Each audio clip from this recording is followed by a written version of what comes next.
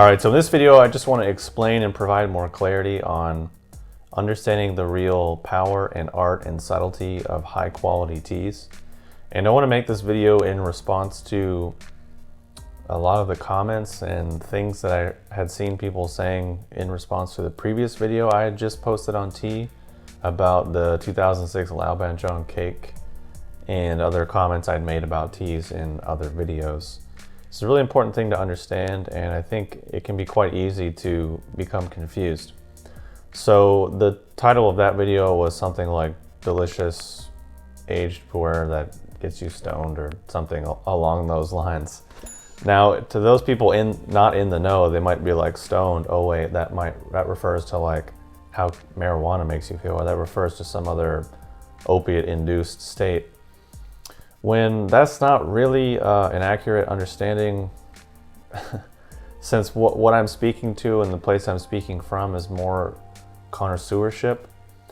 In the same way that someone might drink a wine or a certain strain of chocolate or some other consumable that people become connoisseurs of, they might say, oh, it has elements of rose in it.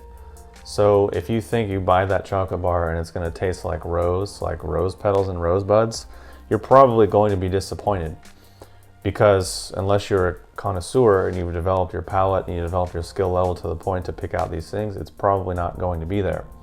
So why I say that is because people will hear things about teas that I say in other videos, and even lots of other people online will say.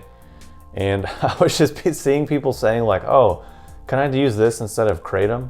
I'm just like, no, it's tea. Like it's not kratom, it's not weed, it's not whatever other psychotropics you're ingesting that are probably quite strong, it's tea.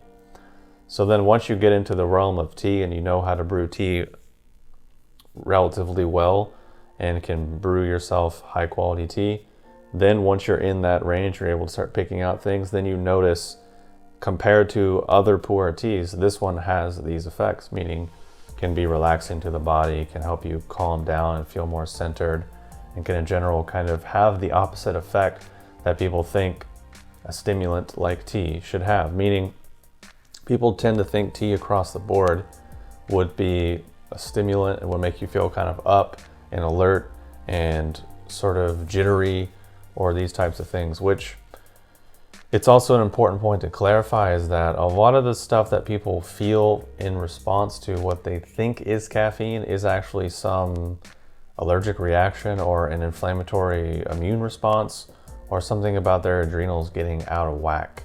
It's not necessarily indicative of the thing.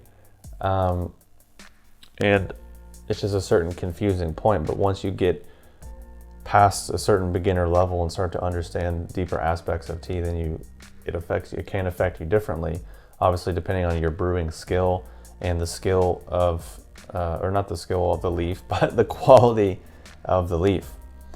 So I was seeing people saying these things and I was kind of cringing, because they're like, wait, how's this going to get me stoned? Am I going to be able to use this instead of weed, or will this be a great thing to drink before bed? I'm like, no, it's pu'er tea, guys. It's not chamomile, it's not lavender, it's pu'er tea. In the same way that, like, I don't know, I could grab this sandalwood oil and I could smell it.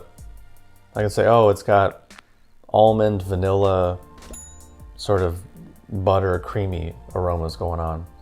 But like, unless you have a certain sort of perception and you think it's just going to taste like lemons and butter, then you're going to be confused and probably quite disappointed. Similar thing, I could pull out this oud oil, give it a whiff, and say it also has kind of vanilla overtones, but it's actually a touch more sour and dark and more foresty and woody. So I can understand how, coming from the outsider, these things being new, it can seem kind of confusing, and at a certain level it does kind of get a little bit absurd with the amount of hairs of nuance that people get obsessed with. But that's kind of the nature of the beast anytime someone's becoming an enthusiast of something. But I just wanted to explain these things to set a little bit more realistic expectations. So hopefully no one's buying buying the pu'er tea that I mentioned, thinking they're going to drink it before bed and it's going to be like chamomile, which maybe for some people who are not sensitive to caffeine or anything like that, it can be fine, because there's people who chug coffee right before bed and it doesn't affect them. Other people have like a sip in the morning and they don't sleep at night. However, I feel like that's not necessarily to blame for the substance. It's probably a lot to do with other lifestyle things that are happening, but that's a different aspect of the conversation. But anyway, long story short, the tea that I was talking about has these more calming, sedative, body buzz kind of effects, and people that have really drank it have, I mean, you can see the reviews on the website, but basically people are commenting on this just as I had commented on it when I was first drinking it, and that's the whole reason why I started selling it. But if you think it's going to be like weed or some other psychedelic substance, you're going to be sorely disappointed unless you're a connoisseur of tea and your spectrum becomes different and adjusted. Because some people associate to sensations with the strength of like a slap to the face or a punch to the face. Other people could be a simple tap on the shoulder. It just kind of depends on where someone's nervous system is or where their sensitivity is, or perhaps even what their skill level is for being able to perceive subtleties of various substance, whether it's an oil or a tea or a chocolate or any other thing that people are becoming connoisseurs of. So anyways, hopefully that clears things up a bit and gives you a little bit more understanding.